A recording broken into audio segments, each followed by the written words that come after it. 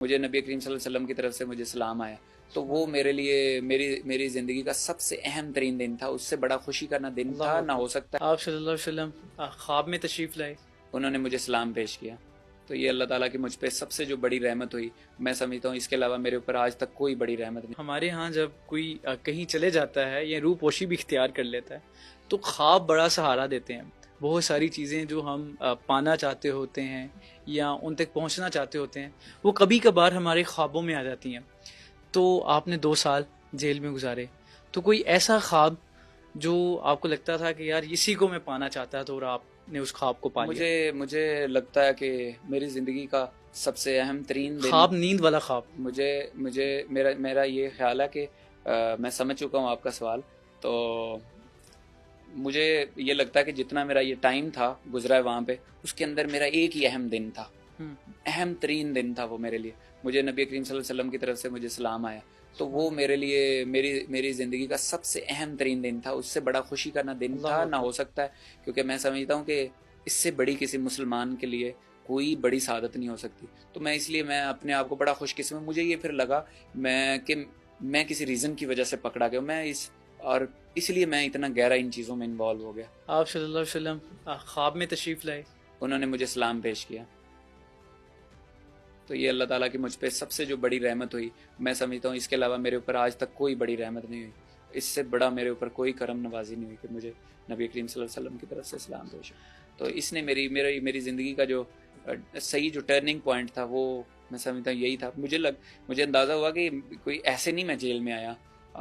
مجھے پھر وہ حضرت علی کی بات یاد ہے. کسی نے پوچھا کہ اگر حضرت علی رضی اللہ عنہ سے پوچھا کہ کیسے پتہ چلے گا کہ جیل میں جا کے یہ اللہ تعالیٰ نے آپ کے اوپر یہ سزا دینے کے لیے آپ کو جیل میں بلایا یا آپ کو جزا دینے کے, تو انہوں نے آگے سے حضرت علی نے یہ جواب دیا کہ آسان سا ہے, اگر آپ اللہ کی عبادت کرنے لگ جائیں تو سمجھیں اللہ نے کوئی آپ سے بڑا کام لینا اور آپ کو جزا کے لیے بھیجا ہے, ٹھیک ہے, اور اگر آپ کو سزا کے لیے بھیجا ہے تو وہ پھر یہ ہے کہ آپ اللہ کی عبادت سے دور ہو جاتے ہیں, آپ اللہ سے دور ہو جاتے ہیں.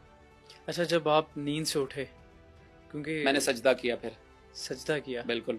کون سا ٹائم تھا اس وقت, کوئی یاد ہے؟ تقریباً صبح کے میں نے فجر پڑھی اور فجر پڑھ کے آرام سے سویا اور میں یوں لیٹا ہوا تھا, اور جیسے ہی میں لیٹا تو جیسے میں جاگ رہا ہوں ایسا تھا, اور تقریباً 5 سے 6 بجے کا وہ ٹائم تھا, اور پھر میں امیڈیٹلی ایسے ہی اٹھا, حالانکہ میرے سونے کا موڈ نہیں تھا اور میں ویسے ہی بس لیٹا تھوڑی دیر ریسٹ کر لوں, کیونکہ کافی دیر سے میں آلریڈی اٹھا ہوا تھا. تو وہ پھر میں اٹھا اور میں نے فوری میں سجدہ اس میں چلا گیا. اللہ تیرا شکر ہے کہ تو نے مجھے کس طرح کے بندے کو, کتنے غلیظ شخص کو تو نے کس طرح کی جو دنیا کا سردار جو ہے رحمت اللہ عالمین کو میرے خواب میں آیا. تو وہ میرے لیے سب سے اہم ترین دن تھا. اشراق کے وقت میں, اشراق سے پہلے. بڑی خوش قسمتی ہے آپ کی. تو ویسے آپ عام روٹین میں نعت وغیرہ اس طرح کچھ پڑھ لیتے ہوتے ہیں, یہ شوقین ہے آپ اس طرح پڑھ لیتے ہوتے ہیں؟ آج آپ سے اگر ہم توسط سے سن لیں, نعت رسول اللہ کا ذکر ہو, تو اگر ہم ان کی شان میں کچھ کلمات بھی سن لیں. شاہ مدینہ شاہ مدینہ یسرب کے والی, سارے نبی تیرے در کے سوالی. شاہ مدینہ شاہ مدینہ تو نے جہاں کی محفل سجائی, تاریکیوں میں شمع جلائی, تاریکیوں میں شمع جلائی. باقی ہر ایک شے, باقی ہر ایک شے نقش خیالی, سارے نبی تیرے در کے سوالی. شاہ مدینہ. ماشاءاللہ ماشاءاللہ. عباد بھائی, شاید شروع میں آپ کو بہت ساری چیزیں کروی کچھ ایلی لگی ہوں, لیکن ہمارا مقصد انٹرویو کا یہی تھا کہ وہ تمام چیزیں ہم اپنے دیکھنے والوں تک پہنچائیں جو لوگ غلط فہمیاں رکھتے ہیں, چہم گوئیاں رکھتے ہیں, یا ان کے ذہنوں میں سوالات ہیں. ہم نے وہی ان کے سوال آپ کے سامنے رکھنے کی کوشش کی, تو بہت کچھ سیکھنے کو بھی ملا. ہم اختتامی مراحل میں کچھ لوگوں کے بارے میں رائے بھی جانیں گے, لیکن اس سے پہلے آپ کی تقریباً 3 عیدیں گزری ہیں. 3 عیدیں گزری ہیں آپ کی جیل میں, تو عیدوں پہ کیسا سما تھا جیل میں؟ ہاں عید میں بڑا ٹف ڈے ہوتا ہے وہ آپ کے لیے بہت. کیونکہ فیملی کو ملنا ہاں، ہوتا ہے. اس وقت سب سے زیادہ مجھے میرے بیٹے کی یاد آتی تھی. اس عیدوں کے اندر مجھے بیٹے کی بڑی یاد آئی اور مجھے وہ ہر پل وہ یاد آتا تھا. بلکہ وہ میں نے ایک جانے سے پہلے ایک میری عید تھی, وہ میں نے اس پہ اپنے بیٹے کی فوٹو بھیجی, مطلب میں نے خود اپنے ہاتھ سے کھینچی تھی, اسی عمار بیٹے کی. اس نے بڑا اسٹائلش وہ اس کا وہ تھا, تو وہ میں ابھی آیا اور میں نے دیکھی وہ لگی ہوئی تھی, اور میں بس رو رو کے کہ میں اپنے بیٹے کو کیسے چھوڑ کے گیا تھا اور وہ آج دنیا پہ ہی نہیں ہے. تو وہ مجھے بہت زیادہ یاد آتی تھی میرے بیٹے کی, عمار کی, اسپیشلی عمار کی, کیونکہ وہ دنیا میں جو ہوتے ہیں ان سے تو پھر ملاقات ہوتی رہتی ہے, لیکن جو چلا جائے وہ ٹف ایریا ہوتا ہے آپ کی زندگی. اچھا, ہم نے اپنے بڑوں سے سنا ہے کہ بیٹے کی موت آپ باپ کو بزرگ کر دیتی ہیں. ایسا ہی ہے. تو آپ بظاہر تو ہمیں جوان نظر آ رہے ہیں, لیکن ہوں اندر کتنے, نہیں ویسے میرا سوال مکمل ہے, بظاہر تو جوان نظر آ رہے ہیں, لیکن اس نے آپ کو اندر سے کتنا بزرگ کیا؟ میں اللہ کا بڑا شکر گزار ہوں کہ مجھے میرے اندر جو ہے نا وہ اللہ تعالیٰ کی رحمتیں ہوئیں, اور میں نے کثرت سے قرآن وہاں پہ پڑھا, اور اللہ تعالیٰ نے بہت سارا قرآن کا پارٹ میرے سینے میں بھی اتارا, مجھے عربک زبان کی بڑی اچھی سمجھ دی.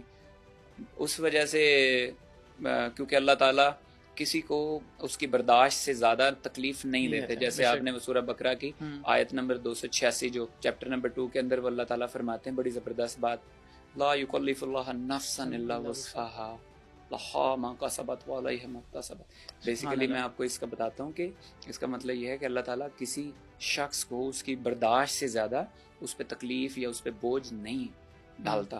تو وہ ان آیتوں کی جب میں کیمسٹری میں جاتا ہوں تو مجھے سمجھ میں آتی ہے, کیونکہ ورنہ تو اللہ تعالیٰ فرماتے ہیں کہ جب قیامت کا دن ہوگا نا, اس وقت جو حمل والیوں کے حمل گر جائیں گے, سمجھ رہے ٹھیک ہے, اور جو آپ اپنے بچوں کو, اپنے شیرخوار بچوں کو مائیں چھوڑ کے بھاگ نکلیں گے, تو وہ بہت خوفناک دن ہے. مطلب یہ ہے کہ اللہ تعالیٰ نے اس وقت جتنے لوگ دنیا کے اندر ہیں ان کو ان کی سقط کے مطابق بنایا. بٹ میں اتنا جانتا ہوں کہ اگر آپ قرآن پڑھتے رہیں, نماز پڑھیں, اللہ تعالیٰ کا شکر ادا کریں, اور چونکہ جائز نہیں ہے کسی بھی شخص پہ کسی عورت سے زیادہ, کیونکہ سب سے زیادہ سوگ کا اگر حکم ہے تو وہ عورت کو ہے اپنے شوہر کے لیے, اس کے علاوہ کسی کو بھی یہ حکم نہیں ہے کہ وہ 3 دن سے زیادہ سوگ منائے.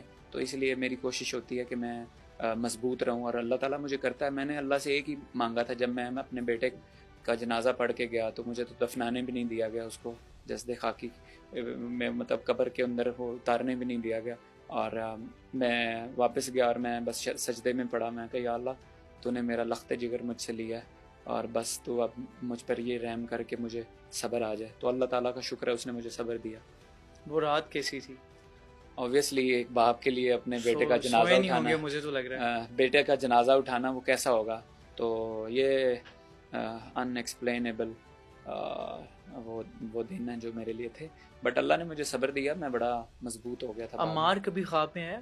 بڑی مرتبہ. میں تو بہت سارے مجھے ایسی, میں نے وہاں پہ دعائیں بھی پڑھتا تھا کہ جس کی وجہ سے مجھے اللہ تعالیٰ مطلب بڑی فریکوینٹلی مجھے عمار خواب میں آتا تھا. ہم نے دیکھا کہ جیل پریزن وین کے باہر ایک ویڈیو جس نے دنیا میں آگ لگا دی, وہ کیا تھا؟ وہ آپ کس کو یہ اتنا دکھا رہے تھے کہ بہادری شجاعت دکھا رہے تھے؟